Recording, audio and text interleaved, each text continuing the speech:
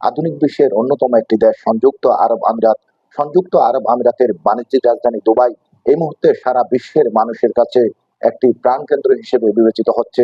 দর্শক, আমিরাতের বাণিজ্যিক রাজধানী দুবাইতে এই মুহূর্তে প্রায় 200টি দেশের অভিবাসীর অবস্থান রয়েছে। এছাড়াও বিশ্বের বিভিন্ন দেশের পর্যটকরা প্রতিনিয়ত প্রতি মুহূর্ত দুবাইতে আসেন ভ্রমণ করার জন্য। দর্শক, দুবাইতে যারা পর্যটক রয়েছেন, যারা বিশ্বের বিভিন্ন দেশের অভিবাসীরা রয়েছেন, তাদেরকে যারা সুন্দরভাবে সততার সাথে দক্ষতার সাথে যারা পরিচালনা করেন, অর্থাৎ দুবাইয়ে কর্মরত সরকারি যারা কর্মকর্তা কর্মচারীরা রয়েছেন, তাদের জন্য 277 মিলিয়ন দেরহামের বিশাল বোনাস ঘোষণা করেছে দুবাইয়ের ক্রাউন প্রিন্স শেখ হামদান বিন মোহাম্মদ বিন রাশিদ আল মকতুম।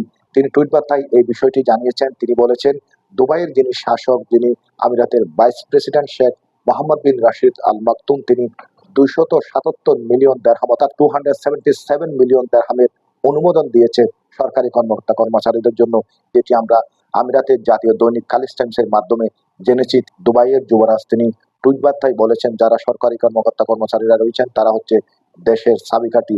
তারা সততা, দক্ষতা এবং নিষ্ঠার সাথে যে দায়িত্ব পালন করেছেন তার জন্য তারা তাদের প্রতি ধন্যবাদ জানান। পাশাপাশি 277 মিলিয়ন দেরহামের ঈদের এই বোনাসটি ঘোষণা করেন। পাশাপাশি দুবাইয়ের যিনি শাসক আমিরাতের যিনি ভাইস প্রেসিডেন্ট শেখ মোহাম্মদ বিন রাশিদ আল মকতুমের ভূয়সী প্রশংসা করেন। তিনি শেখ মোহাম্মদ বিন রাশিদ আল মকতুমের দক্ষতা, সততা, নিষ্ঠার সাথে দুবাই বিশ্ব মঞ্চে এগিয়ে যাচ্ছে এবং আরো বহুদূর এগিয়ে যাওয়ার প্রত্যাশা করেন।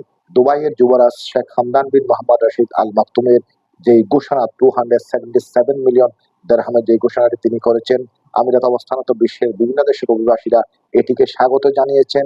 তারাও মনে করেন এই ধরনের উদ্যোগের মাধ্যমে সরকারি কর্মকর্তা কর্মচারীরা দেশের প্রতি আরো অনুপ্রাণিত হবেন, দেশকে আরো বেশি বেশি করে ভালোবাসবেন।